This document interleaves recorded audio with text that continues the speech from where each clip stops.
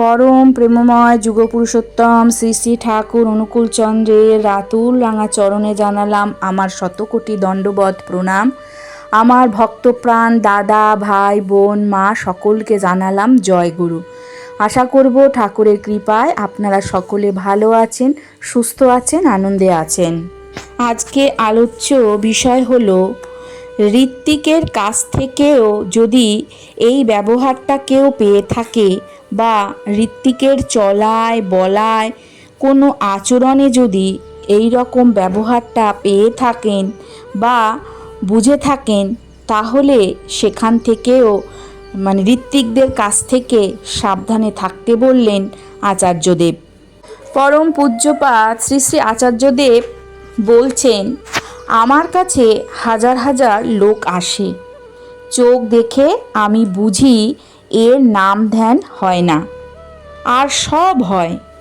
সে হয়তো ঠাকুরের বিভিন্ন কর্ম নিয়েই ব্যস্ত আছে, কিন্তু ঠাকুরকে ধ্যানে বসায়নি, এটুকু আমি বুঝতে পারি। আমি হয়তো বলি না সেই কথা, তাই এটা বলি যে আমাদের নাম ধ্যান করার দরকার। তাই সে 5 মিনিটই হোক আর 50 মিনিটই হোক, কিন্তু করা দরকার। স্বল্প দিয়েই শুরু হোক, করতে করতেই অভ্যাস হবে।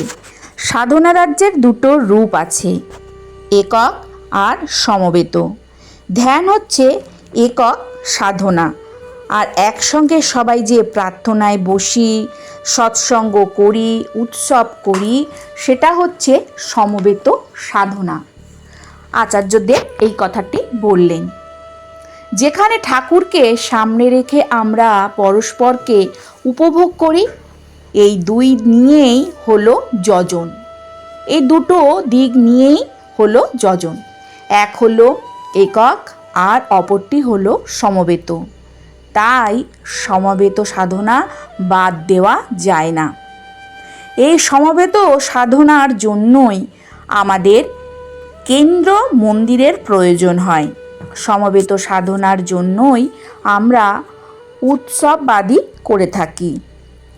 আর একজন গুরুভাইদের সাথে আরেকজন গুরুভাইয়ের সম্পর্ক কি হওয়া উচিত, ঠাকুর একটা কথাই বলেছেন, উৎক্রমণী চলনের সম্পর্ক। একজনকে দেখে আমার উন্নতি হবে, আমাকে দেখে আরেকজনের উন্নতি হবে, এটাই হচ্ছে উৎক্রমণীর চলন। আর আমরা কি করি? আচ্ছা দাদা, আমার ছেলের চাকরিটা একটু দেখে দেবেন, দাদা আমাকে এই টাকাটা ধার দেবেন, আমার এই কাজটা একটু করে দেবেন। এটা সম্পূর্ণ স্বার্থের কথা। এই স্বার্থচিন্তা যেখানে সেখানে যার সাথে যার যে রকমই সম্পর্ক হোক, ঠাকুর যেখানে নাই বুঝে নেবেন সেখানে ঠাকুরের কোনো কাজ হচ্ছে না। যেখানে কারোর সাথে স্বার্থ নিয়ে সম্পর্ক তৈরি হবে, যেখানে ঠাকুর নেই, ঠাকুরকে নিয়ে কোনো কিছু হচ্ছে না, ঠাকুরকে নিয়ে কোনো আলোচনা হচ্ছে না, কোনো কাজ হচ্ছে না, বুঝবেন সেখানে ঠাকুর নেই। তাই সেই সম্পর্কগুলো বেশি দিন টিকে থাকে না। আজকে ভালো রয়েছে, কালকে ধীরে ধীরে সেই সম্পর্ক নষ্ট হয়ে যায়। তাই ঠাকুর বলেছেন না, ইষ্ট চাইতে থাকলে আপন, ছিন্ন ভিন্ন তার জীবন। এই সম্পর্ক কখনোই টেকসই হয় না। কোনো একটা স্বার্থ সিদ্ধির প্রকল্পে আমরা জড়াচ্ছি কেবল, এটা জেনে রাখেন। কোনো অন্যায্য জিনিস যদি আমাদের মধ্যে সংগঠিত হয় উৎক্রমণের চলন বাদ দিয়ে, তার যে ব্যাপারই হোক আর তাতে যে ঋত্বিকই যুক্ত থাকুক, কোনো রকম অসততার কথা যদি থাকে, ঠাকুরকে ব্যতিক্রম করে বুঝে নেবেন সেটি ব্যক্তি স্বার্থের ব্যাপার, আর তখনই সাবধান হবেন। যদি দুই গুরুভাইয়ের মধ্যে সম্পর্ক উৎক্রমণীর চলন বাদ দিয়ে গড়ে ওঠে, সে যদি ঋত্বিকও হয়ে থাকে, যদি আপনারা বুঝে নেন উনি যে কাজটা করাতে চাইছেন তার পিছনে ওনার কোনো স্বার্থ লুকিয়ে আছে, তাহলে সে ঋত্বিক হলেও আমাদের সাবধান হতে বললেন পরম পূজ্যপাত আচার্যদেব। একজন মানুষের সাথে একজন গুরু ভাইয়ের একটাই সম্পর্ক থাকবে, উৎক্রমণের চলন। আমি যেন তাকে দেখে কিছু শিখি, তিনি কিভাবে ঠাকুরকে নিয়ে চলছেন, আবার সেও আমার কাছ থেকে কিছু শিখবে। অর্থাৎ সবসময় ইষ্ট আলোচনা করব, যাজন করব। সে আমাকে যাজন করবে, আবার আমি তাকে যাজন করব। ঠাকুরকে নিয়ে চলাতে যদি আমার কিছু ভুল হয়, তিনি আমাকে তা সংশোধন করে দেবেন। এটা ভুল হচ্ছে, এইভাবে করো, আরও এগিয়ে চলো। আবার আমার ক্ষেত্রেও তাই, আমিও তাকে সেটাই বলবো। এই চলন বাদ দিয়ে যে কথাই আসবে সেটাই কিন্তু স্বার্থের, উৎক্রমণের চলন কিন্তু নয়। তাই আচার্যদেব এটার থেকে আমাদের সাবধান থাকতে বললেন। এটাই আমাদের ঠাকুর শিখিয়েছেন। ঠাকুর কিন্তু এটাই আমাদের শিখিয়ে গেছেন। তাই এই জিনিসগুলো আমাদের মাথায় রেখে, সজাগ রেখে, চোখ কান খোলা রেখে চলতে হবে। অন্য কোনো স্বার্থ প্রতিষ্ঠার কথা হতেই পারে না। যজন নিয়ে আমার এইগুলি বলার। আচার্যদেব বললেন যজন নিয়ে এইগুলি বলার।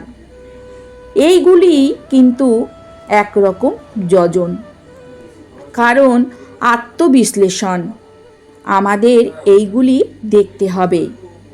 আর যজন দুই রকমের।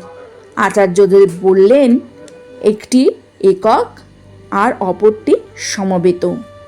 আচার্যদেবের এই কথাগুলো ঠাকুর যে বলে গেছেন, আচার্যদেব এত সুন্দর করে আমাদের সামনে তুলে ধরছেন, আমাদের চলার পথটা কিন্তু মসৃণ করে দিচ্ছেন, খুব সহজভাবে এগিয়ে দিচ্ছেন আমাদেরকে।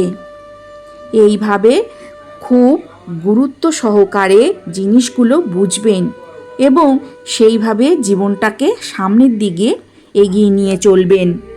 পরম পূজ্যপাত শ্রী শ্রী আচার্যদেব আমাদের তাহলে কি বললেন? আমাদের বললেন যেন আমরা অবশ্যই নাম ধ্যান করি। সেটা স্বল্প দিয়েই শুরু করতে বললেন, পরে সেটা আস্তে আস্তে যখন আমরা করতে থাকবো সেটা কিন্তু আমাদের অভ্যাস হয়ে যাবে। আর সাধনা রাজ্যের দুটো রূপ কিন্তু পরম পূজ্যপাত শ্রী শ্রী আচার্যদেব আমাদেরকে বলে দিয়েছেন। একটা হচ্ছে একক আর একটা হচ্ছে সমবেত। নাম ধ্যান হচ্ছে একক সাধনা, আর একসঙ্গে আমরা যেটা করি, প্রার্থনায় বসি বা সৎসঙ্গ করি বা উৎসব করি, সেটা হচ্ছে সমবেত সাধনা। তাহলে আচার্যদেব এটাও আমাদেরকে সাবধান করে দিলেন যে কোন রকমের ঋত্বিক বা গুরু ভাইদের কাছ থেকে আমরা সাবধান থাকব, যারা স্বার্থ নিয়ে কথা বলে, যারা ঠাকুর নিয়ে কোনো আলোচনা করে না, কোনো যাজন করেন না, যারা শুধু স্বার্থ সিদ্ধির জন্য একজন আরেকজনের সঙ্গে সম্পর্ক স্থাপন করে। তারা যদি গুরু ভাই বা ঋত্বিকই হন না কেন, তাদের কাছ থেকে আমাদেরকে সাবধান থাকতে বললেন আমাদের পরম পূজনীয় আচার্যদেব। এটাই আমাদের ঠাকুর শিখিয়ে গেছেন। তাই এই জিনিসগুলো আমাদের মাথায় রেখে চলতে হবে, আমাদের সজাগ থাকতে হবে, চোখ কান খোলা রেখে আমাদেরকে কিন্তু চলতে হবে। আমরা যদি সেরকম কিছু বুঝি, তাহলে সেই সমস্ত গুরু ভাইদের থেকে, ঋত্বিক দাদাদের থেকে আমরা সাবধানে থাকব। আজকের আলোচনাটা এখানে শেষ করছি। আশা করব আজকের আলোচনাটা আপনাদের ভালো লাগবে। যদি ভালো লাগে তাহলে অতি অবশ্যই একটা লাইক করবেন, কমেন্ট করবেন, বেশি বেশি করে শেয়ার করবেন। কালকে আসছি আবার আরেকটি নতুন আলোচনা নিয়ে। সবাই সাবধানে থাকুন, ভালো থাকুন, সুস্থ থাকুন। ঠাকুরের কাছে এই প্রার্থনা করি, ঠাকুর যেন সদা সর্বদাই আপনাদের ভালো রাখেন, সুস্থ রাখেন, সাবধানে রাখেন। জয় গুরু, বন্দে পুরুষোত্তমম।